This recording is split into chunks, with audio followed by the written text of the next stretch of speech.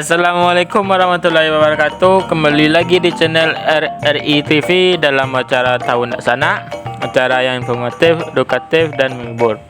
Apa kabar sana semuanya? Semoga sehat-sehat saja. Ada yang sakit semoga cepat diberi kesembuhan oleh Allah. Amin amin ya rabbal alamin. Pada kali ini kita akan membahas jangan sampai salah memakai baju di saat pakai adat Minangkabau. Pengen tahu seperti apa pakaian adat Minangkabau yang benar dan sesuai? Mari nonton video ini sampai selesai. Dan buat sana yang belum subscribe-lah terlebih dahulu biar dapat informasi terbaru tentang di channel ini. Dan jangan lupa like, komen, dan share sebanyak-banyaknya biar orang lain tahu tentang video ini. Kenapa kami membahas topik ini? Karena ada oknum yang memakai adat Minangkabau saat resepsi pernikahannya. Bukan maksud kami mengurui, dan kami tidak merasa si paling benar karena masih belajar.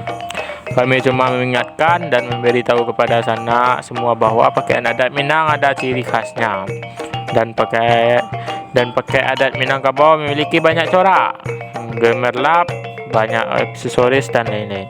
Pakaian adat digunakan dalam acara upacara adat. Berikut ini pakaian adat untuk laki-laki seperti yang telah dijelaskan di atas, bahwa pakaian adat digunakan untuk upacara adat. Pakaian adat untuk laki-laki ada dua macam, yaitu pakaian datuk dan pakaian orang biasa. Pakaian datuk yang dipakai oleh para datuk atau penghulu, yang disebut dengan datua atau penghulu di sini, adalah pimpinan suku atau kaum. Oke, kembali lagi ke topik utama. Sedangkan pakaian orang biasa dipakai oleh orang yang bukan datuk. Pakaian datuk dilengkapi dengan kelengkapan tertentu. Ada 8 kelengkapan pakaian datuk, yaitu saluak atau deta. Saluak atau deta digunakan untuk menutupi kepala. Pada daerah tertentu, datuk memakai saluak. Di daerah lain, datuk mungkin hanya memakai deta. Bahan pembuat saluak dan deta adalah kain yang bermotif dan berwarna gelap. 2. Baju hitam. Baju hitam datuk berlengan panjang, bajunya longgar dan tidak bersaku. Lehernya terbuka dan tidak berkancing. Lengannya juga longgar, panjangnya sampai di bawah siku. 3. Salempang atau kain sandang. Datuk menyelempangkan kain sandang dari pundak sebelah kanan sampai ke pinggang. 4. Celana hitam. Celana yang dipakai datuk berwarna hitam. Celana ini juga longgar, panjangnya sampai di bawah mata kaki. 5. Cawek atau ikat pinggang. Cawek terbuat dari kain, gunanya mengikat pinggang dan menyelipkan keris. Di ujung cawek ada umbai-umbai dari benang. 6. Karih atau keris. Karih adalah senjata datuk. Karih dipasang di depan dan diselipkan pada cawek.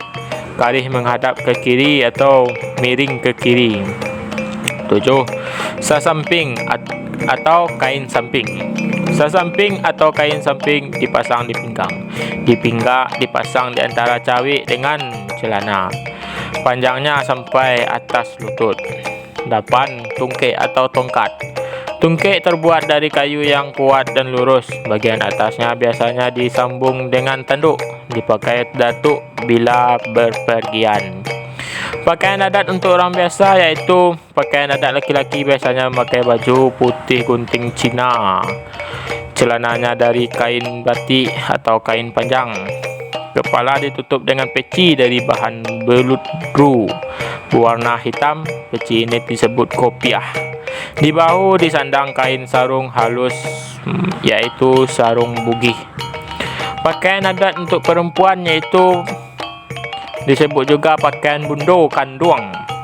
Kelengkapannya adalah tangkuluak tandua, kodek atau sarung dari bahan songket, salempang yang dipasang dari bahu atau pundak ke pinggang. Salempang dipasang dari bahu kanan ke kiri. Perhiasan yang digunakan adalah gelang yang digunakan di pergelangan dan kalung yang dipasang di leher. Pakaian pengantin di Minangkabau, yaitu pengantin di Minang ada ada macamnya dan tidak jauh dari yang telah disebut di atas. Contohnya pakaian marapulai atau pengantin laki-laki. Tidak jauh beda dengan pakaian adat yang dikenakan oleh para datuk seperti baju gadang, basiba atau kemeja, sarawak atau celana dan sebagainya. Hanya lebih berwarna saja dari pakaian para datuk. Begitu juga pakaian anak daro sama saja. Bajunya baju kurung, bawahannya kodek cuman ditambah sunting atau tangkuluk. Satu lagi, pakaiannya harus longgar dan panjang bertujuan untuk menutupi aurat. Dan menurut akademi sekaligus tokoh adat Minangkabau atau Bunduk Kanduang, Profesor Putih Reno Raudatul Jannah Talib, dikutip dari antara Neo Prof. Putih Reno Raudatul Jannah Talib bersama Dinas Kebudayaan Provinsi Sumatera Barat telah mendata setidaknya 406 pakaian adat maupun pakaian pengantin khusus perempuan di setiap nagari.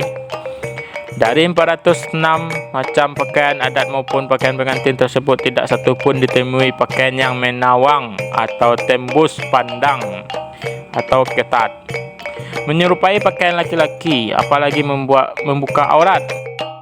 Dapat kita lihat bahwa perempuan di Minang sangat dihormati. Seiring kemajuan zaman turut menggeser nilai-nilai yang terdapat dalam pakaian pengantin Minangkabau. Kini tidak jarang pakaian pengantin yang digunakan saat resepsi pernikahan sudah dimodifikasi.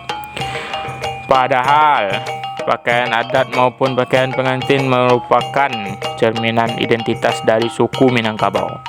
Karena pengaruh zaman saat ini cukup banyak perempuan Minang yang salah kaprah mengenakan pakaian adat, utamanya saat mengenakan pakaian pengantin. Pada prinsipnya pakaian Minangkabau, pakaian adat ataupun pakaian pengantin ialah menutup aurat. Namun saat ini banyak pakaian pengantin menggunakan suntiang tetapi tidak menutup aurat. Beliau menambahkan satu lagi. Saya melihat itu bukan pakaian Minangkabau tapi pakaian daerah lain. Pada intinya kita boleh-boleh saja memakai pakaian yang kita sukai sesuai dengan fashion kita dan sesuai pakaian dengan zaman kita. Yang penting menutup aurat. Tapi kita harus tahu waktu dan tempat. Jangan di saat pemakaian adat Minang, pengantin wanitanya memakai baju yang bukan pakaian khas Minangkabau. Dan untuk para fashion designer, boleh-boleh saja memotif dan berkreasi. Tidak ada larangannya berkreasi, tetapi harus diingat jangan sampai menghilangkan ciri khas pakaian adat Minangkabau dan merusak keindahan pakaian adat Minangkabau. Demikianlah bahasan kita kali ini, semoga bermanfaat dan jangan lupa like, comment, dan share. Subscribe dan share sebanyak-banyaknya biar orang yang tahu tentang channel. Kalau ada kata salah kami mohon maaf. Jangan lupa follow juga medsos kami di bawahnya. Dan jangan lupa doakan saudara-saudara kita di Palestina supaya diberi kekuatan untuk melawan Zionis jahanam. Kami akhiri, wassalamualaikum warahmatullahi wabarakatuh.